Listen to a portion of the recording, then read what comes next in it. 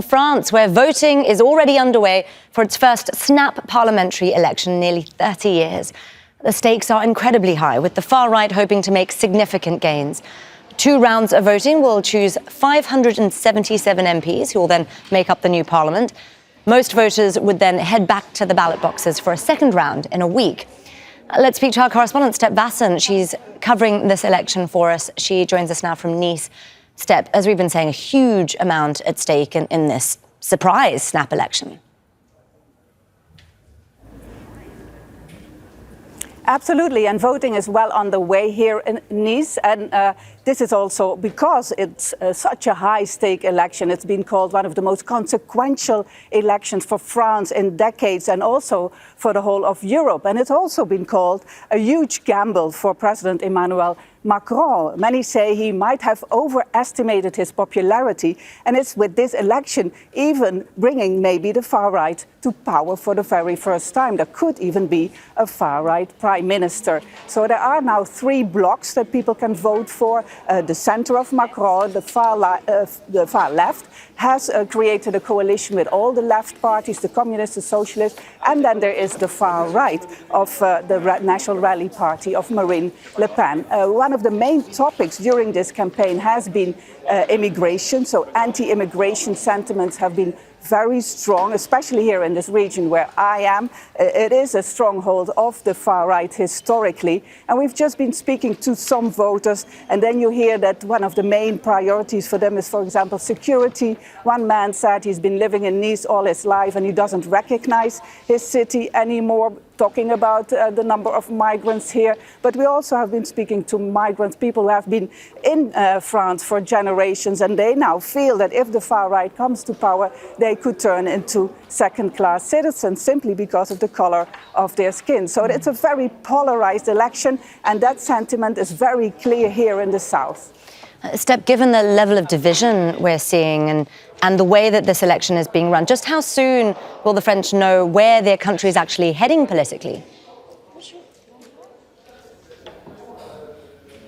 Well, tonight at 8 p.m. local, when all the polls are closing, then we will have an estimated result. And that could show, of course, the direction that this election is going, where the most votes are going to. But it doesn't say anything still about the divisions of the seats, because between the first and the second round, a lot of new coalitions could be formed. And it's very rare that candidates get more than 50% of the vote. So a second runoff is needed. And even then, if there's a majority, but no absolute majority, for example, for the far right, it's also very unclear what will happen next. Could there be a hung parliament?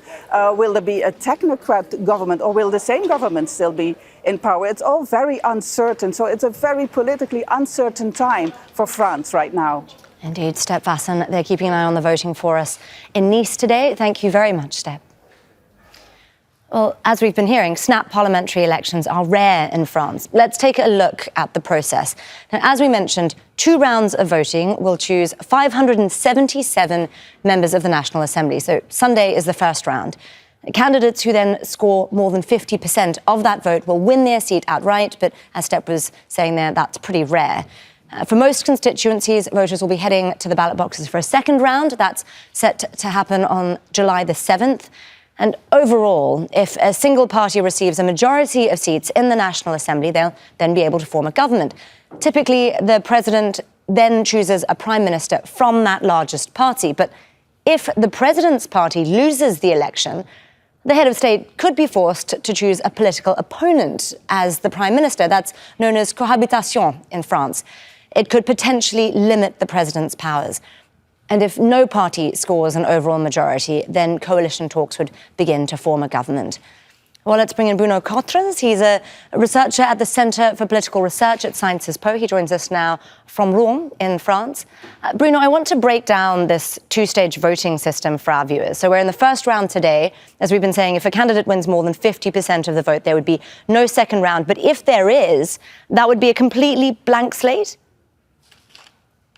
Now, it is even more complex. To get the seat on the first round, not only you need to get at least 50% of the vote, but also you need to get 25% of the registered voters. 2 years ago, for the last legislative election, Marine Le Pen, she was able to be elected first round, but she didn't receive 25% of the registered voters, so she needed to go to the second round.